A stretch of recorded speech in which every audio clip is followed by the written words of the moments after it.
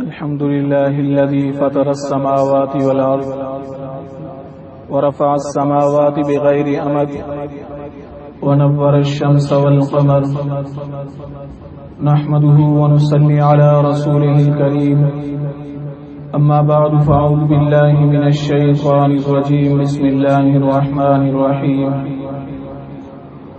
وَلَقَدْ وَصَّيْنَا الَّذِينَ أُوتُوا الْكِتَابَ وَإِيَّاكُمْ أَنِ اتَّقُوا اللَّهَ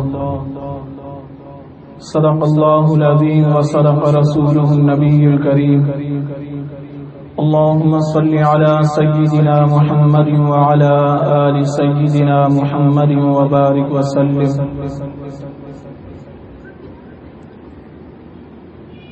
اور تحقیق کہ ہم نے وصیت کی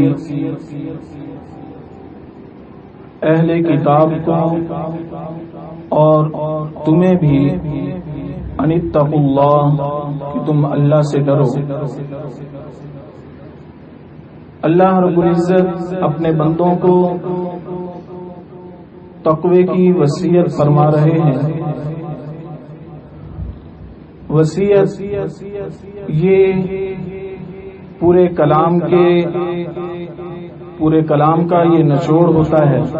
جب انسان کسی کو وصیت کرتا ہے تو اللہ رب العزت گویا کہ بندوں کو یہ وصیت فرما رہے ہیں، زندگی کا یہ نچوڑ بتلا رہے ہیں کہ تم تقوی اختیار کرو. تقوی یہ پرہیزگاری کا نام ہے کہ انسان اللہ رب العزت کے حکموں کی پابندی کرے، منہیات اور خواہشات کو چھوڑ دے اور متشابہات سے بھی اپنے آپ کو بچائے. حضرت عمر فاروق رضی اللہ تعالیٰ عنہ ابی بن کعب رضی اللہ تعالیٰ عنہ سے فرماتے ہیں کہ آپ مجھے بتلائیے کہ تقوی کیا چیز ہے. انہوں نے آگے سے جواب دیا کہ امیر المومنین، آپ نے کبھی ایسا رستہ اختیار کیا کہ جس کے اندر جھاڑیاں ہوں، خاردار کانٹے ہوں؟ فرمانے لگے کہ ہاں. پھر کہنے لگے کہ آپ وہاں سے کیسے گزرتے ہیں؟ تو کہنے لگے کہ انسان وہاں سے اپنے آپ کو بچا کے کپڑوں کو سمیٹ کے اس رستے سے گزرتا ہے تاکہ کوئی کانٹا وغیرہ، جھاڑیاں وغیرہ اس کے ساتھ نہ لگ جائیں جس سے اس کو تکلیف پہنچے. ابی بن کعب رضی اللہ تعالیٰ عنہ فرمانے لگے کہ امیر المومنین، یہی تقوی ہے کہ اپنی زندگی کو اس طرح گزارنا ہے کہ جو نقصان دہ چیزیں ہیں اس سے اپنے آپ کو بچایا جا سکے. قرآن پاک کے اندر جا بجا تقوی کا ذکر ہے. شاید ہی کسی حکم کا اتنا ذکر ہو، اتنی تاکید ہو جتنی کی تقوی کی فرمائی گئی. واتقوا اللہ واعلموا انکم ملاقوہ، اللہ سے ڈرو اور جان لو کہ تم نے اس رب سے ملاقات کرنی ہے. یا ایھا الذین آمنوا اتقوا اللہ وقولوا قولا سدیدا، اے ایمان والو اللہ سے ڈرو اور جب بات کرو تو بھلی بات کرو، سیدھی بات کرو. یا ایھا الذین آمنوا اتقوا اللہ حق تقاتہ، اے ایمان والو اللہ سے ڈرو جیسا کہ اللہ سے ڈرنے کا حق ہے. جس طرح کی شریعت نے حکم دیا ہے ویسے اللہ رب العزت سے ڈرا جائے. یا ایھا الذین آمنوا اتقوا اللہ ولتنظر نفس ما قدمت لغد واتقوا اللہ. اس آیت کے اندر رب تعالیٰ نے تقوی کے ذکر کو 2 بار ارشاد فرمایا، تاکیداً ارشاد فرمایا. یا ایھا الناس اتقوا ربکم، اس آیت کے اندر بھی رب تعالیٰ اپنے آپ سے ڈرنے کا حکم فرما رہے ہیں کہ مجھ سے ڈرو، تقوی اختیار کرو. تقوی والی جب زندگی انسان کے اندر ہوگی تو انسان کے تمام مسائل حل ہو جائیں گے.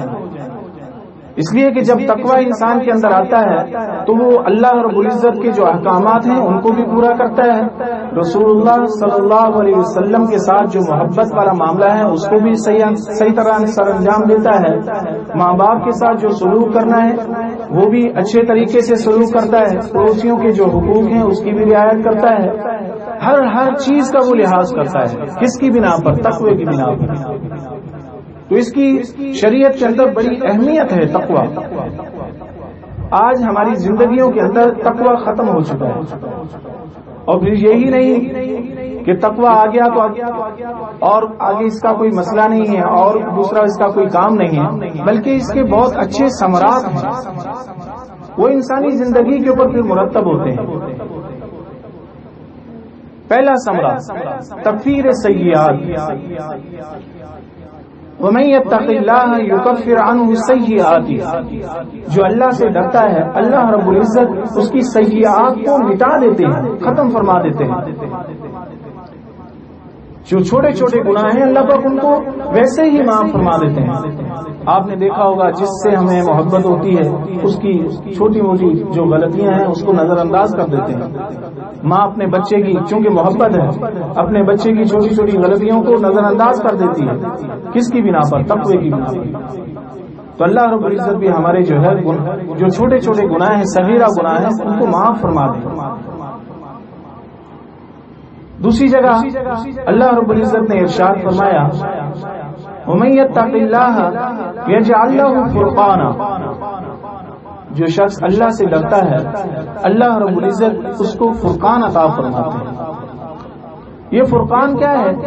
یہ نور فراست ہے جو اللہ رب العزت اپنے بندوں کے اندر ودیعت فرما دیتے ہیں، جس کی بنا پر بندہ مومن حق و باطل کے اندر فرق کرنے لگتا ہے. اللہ رب العزت حالات کو اس کے اوپر منکشف فرما دیتے ہیں. یہ کوئی علم غیب نہیں ہوتا، یہ اللہ رب العزت اپنے محبوب بندوں کے ساتھ ایک جو ہے خصوصی معاملہ فرماتے ہیں. اس لیے حدیث پاک میں آیا اتقوا فراست المومن فإنه ينظر بنور اللہ. مومن کی فراست سے ڈرو اس لیے کہ جب وہ دیکھتا ہے تو وہ اللہ کے نور سے دیکھتا ہے، اللہ کے نور سے. البدایہ والنہایہ کے اندر ایک واقعہ لکھا ہے کہ حضرت علی رضی اللہ تعالیٰ عنہ نے ایک خواب دیکھا.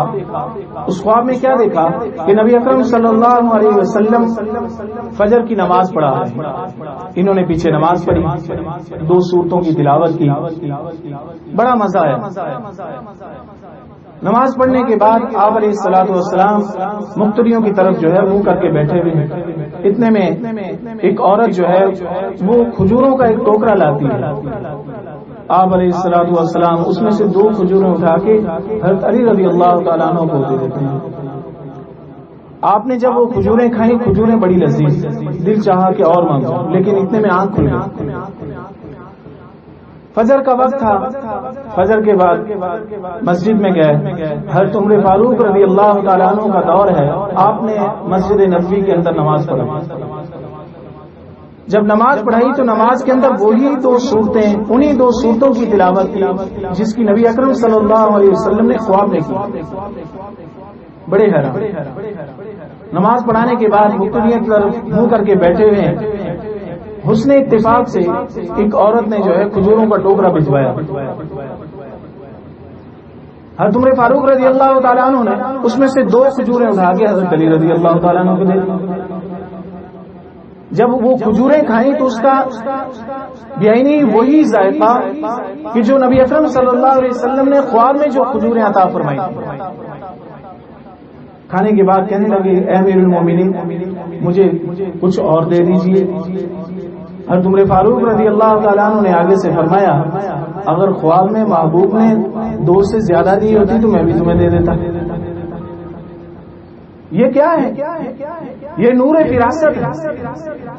اللہ رب العزت اپنے پیارے بندوں پر حالات کو منکشف فرما دیتے ہیں. آپ جو ہے ممبر کے اوپر کھڑے ہیں اور خطبہ ارشاد فرما رہے ہیں جمعے کا. صحابہ کی ایک جماعت کو جو ہے جنگ کے لیے بھیجا تھا اور حضرت ساریہ رضی اللہ تعالیٰ عنہ اس کے امیر تھے. دشمن جو ہے پہاڑ کی طرف سے حملہ کرنے والا تھا. آپ نے ممبر پہ کھڑے ہو کے آواز لگائی یا ساریہ الجبل الجبل، اے ساریہ پہاڑ کی طرف توجہ کرو. اس جماعت کے اندر جو صحابہ موجود تھے انہوں نے آ کے یہ بتلایا کہ ہم نے عمر فاروق رضی اللہ تعالیٰ عنہ کی آواز اپنے کانوں میں سنی. اللہ رب العزت نے درمیان سے سارے پردے ہٹا دیے، جو میدان جنگ تھا وہ دکھلا دیا. یہ کس کی بنا پر؟ تقوی کی بنا پر. نور فراست اللہ پاک عطا فرماتے ہیں. حضرت جنید بغدادی رحمۃ اللہ علیہ اللہ کے ولی ہیں. ان کے پاس ایک شخص آتا ہے، وجی چہرہ، داڑھی، سفید رنگ، سر پہ امامہ، سفید جبہ لباس پہنے ہوئے، اور آ کر کہتا ہے کہ حضرت میں نے ایک حدیث کی جو ہے آپ سے تشریح پوچھنی ہے. کہنے لگے کہ پوچھو. تو وہ شخص کہتا ہے کہ انتہو فراست المؤمن، یہ والی جو حدیث ہے اس کا کیا مطلب ہے؟ جنید بغدادی رحمہ اللہ وہ کہتے ہیں اوے نصرانی، اس میں اللہ پاک یہ حکم فرما رہے ہیں کہ تو مسلمان ہو جا. وہ حیران ہو گیا، کہنے لگا حضرت آپ کو کیسے پتا چلا؟ اس لیے کہ میں تو آیا تھا اس نظریے سے کہ میں اس حدیث کا آپ سے مطلب اور تشریح پوچھوں گا، اور مجلس کے اندر ہی جو ہے آپ کو بدنام کروں گا، آپ کی بے عزتی کروں گا کہ خود کچھ پتا نہیں ہے اور حدیث کی تشریح کرتے پھر رہے ہیں کہ مومن کی فراست سے ڈرو، اس لیے کہ وہ اللہ کے نور سے دیکھتا ہے. اسی وقت اسی مجلس کے اندر وہ شخص جو ہے وہ مسلمان ہو جاتا ہے. یہ عطا فرقان ہے، اللہ پاک نور فراست عطا فرماتا ہے. حضرت مولانا امین اوکاڑوی رحمہ اللہ یہ اپنے کالج کے زمانے کی ایک بات بتلاتے ہیں، ایک واقعہ بتلاتے ہیں کہ ہم نے یہ سنا کہ احمد علی لاہوری رحمہ اللہ وہ بڑے صاحب کشف انسان ہیں. ہم ان کو ذرا آزماتے ہیں، ان کا امتحان لیتے ہیں. کالج کے ساتھی جمع ہو گئے اور ہم نے کچھ حرام کے پیسے جمع کیے، کچھ حلال کے، اور ان دونوں کے ہم نے الگ الگ جو ہے وہ پھل لے لیے، سیب لے لیے.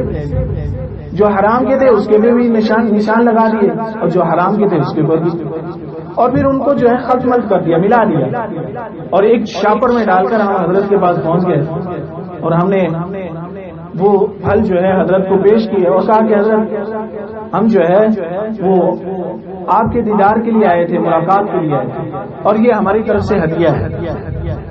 حضرت نے اس شاپر میں جو پھل موجود تھے، سیب موجود تھے، ان کو وہیں ڈھیری کر دیا. ڈھیری کرنے کے بعد ان سیبوں میں سے کچھ سیب الگ کرتے ہیں. الگ کرنے کے بعد انہوں نے کہا کہ یہ سیب تو مجھے دے دو، یہ پھل میرے لیے رکھ دو، اور اس کی مجھے ضرورت نہیں ہے، یہ آپ لوگ لے لو. امین اوکاڑوی رحمہ اللہ بتلاتے ہیں کہ من وہاں وہی سیب انہوں نے الگ کیے، جو حرام کے تھے وہ ہمیں واپس لوٹا دیے گئے، اور جو حلال کے تھے وہ انہوں نے رکھ لیے. اسی جگہ جو ہے میں نے حضرت سے کہا کہ حضرت میں جو ہے آپ سے بیعت ہونے کے لیے آیا ہوں، مجھے بیعت کر لیجیے. کہنے لگے کہ نہیں، تم بیعت ہونے کے لیے نہیں آئے، تم تو ہمیں آزمانے کے لیے آئے تھے. اگر بیعت ہونے کی نیت سے آتے تو ہم ضرور تمہیں بیعت کرتے تھے. کہنے لگے کہ میں ساتھیوں کے ساتھ اسٹیشن تک پہنچا، ساتھیوں کو جو ہے گاڑی میں بٹھایا، اور اس کے بعد پھر واپس آیا اور آ کر کہا کہ حضرت مجھے بیعت کر لیجیے، میں بیعت ہونے کی نیت سے آپ کے پاس آیا. پھر انہوں نے مجھے بیعت کی. یہ کیا ہے؟ یہ نور فراست. اللہ رب العزت اپنے بندوں کو عطا فرماتے ہیں. کس کی بنا پر؟ تقوی کی بنا پر. وہ ایک تجربہ ہے، جیسا کہ ہم کسی بھی ماہر انسان کے پاس چلے جاتے ہیں، وہ جس چیز میں مہارت رکھتا ہے اس کو دیکھ کر ہی بتلا دیتا ہے کہ یہ چیز ایسی ہے. ہم کہتے ہیں کہ اس کو کیسے پتا چل گیا؟ مثلا کوتوال 20 سال جو ہے وہ جیل میں کام کرتا ہے، اس کے سامنے سے چند افراد کو آپ گزار دیں، وہ اندازہ لگا لے گا اس میں سے چرسی کون ہے، اس میں سے شرابی کون ہے، اور اس میں سے جو ہے پارسا کون ہے. کیوں؟ اس لیے کہ صبح و شام اس نے ان لوگوں کی جو ہے وہ صورتیں دیکھی ہیں، حالات کو دیکھا ہے. اسی طرح رب تعالیٰ بھی اپنے بندوں پر یہ حالات کھول دیتے ہیں. یہ عطا فرقان جو ہے یہ نور فراست ہے، اور کس کی بنا پر حاصل ہو رہا ہے؟ وَمَن يَتَّقِ اللَّهَ، جو اللہ سے ڈرتا ہے، يَجْعَلْ لَهُ فُرْقَانًا، ہم اس کو فرقان عطا فرماتے ہیں. اللہ رب العزت مجھے بھی تقوی والی زندگی عطا فرمائے، اور آپ تمام حضرات کو بھی. وآخر دعوانا ان الحمد للہ رب العالمین.